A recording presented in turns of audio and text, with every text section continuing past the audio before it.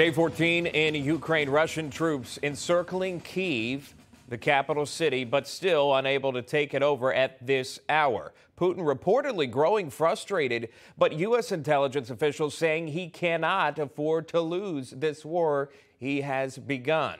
Joining us to discuss is Rob O'Neill, former Navy SEAL. He's author of this book, The Way Forward. There it is on your screen.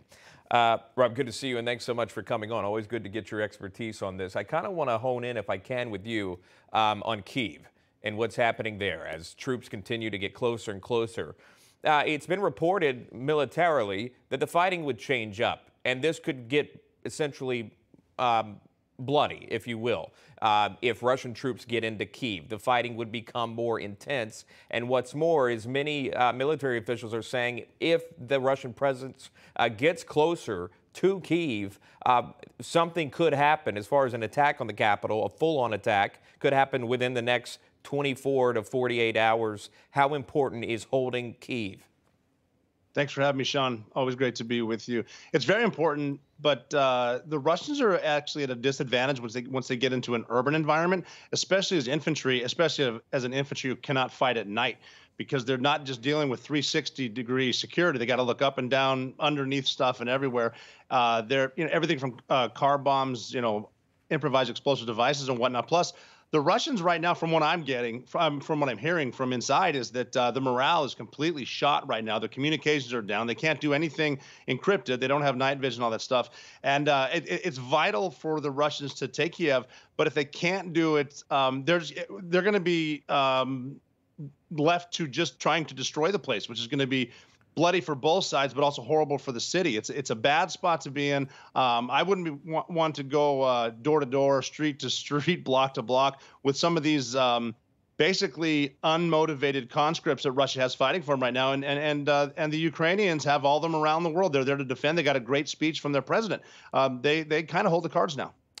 Yeah, and we continue to follow that in the fight that they really have put up. I want to talk about I'm going to bring this up with you, the MiGs, the Polish MiGs. Poland wants to send these MiGs over, but not necessarily from Poland.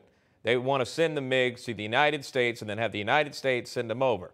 And this is how, if I can play this for you, I believe this is Secretary of State Antony Blinken on that. Here's that. No, that gets a green light. In fact, we're talking with our Polish friends right now about what we might be able to do to backfill their needs if, in fact, they choose to provide these fighter jets to the Ukrainians. What could we do? How can we help to make sure that they get something to backfill the planes that they're handing over to the Ukrainians? So then the Pentagon actually had to clarify. John Kirby steps up, sends out this statement overnight. And here's what it says. It says the prospect of fighter jets at the disposal of the government of the United States of America departing from a U.S. NATO base in Germany to fly into airspace that is contested with Russia over Ukraine raises serious concerns for the entire NATO alliance. It is simply not clear to us that there is a substantive rationale for it. We will continue to consult with Poland and our other NATO allies about this issue and the difficult logistical challenges it presents, but we do not believe Poland's proposal is a tenable one. Your thoughts on this and really how this is being handled, and does Poland really want to send these jets over? And if they do, why don't they do it themselves? And what are the dangers of doing that? Well, tenable is a nice way to put it because there's so many logistical nightmares going on with this. These are MiGs they got from the Soviet Union when the Soviet Union collapsed.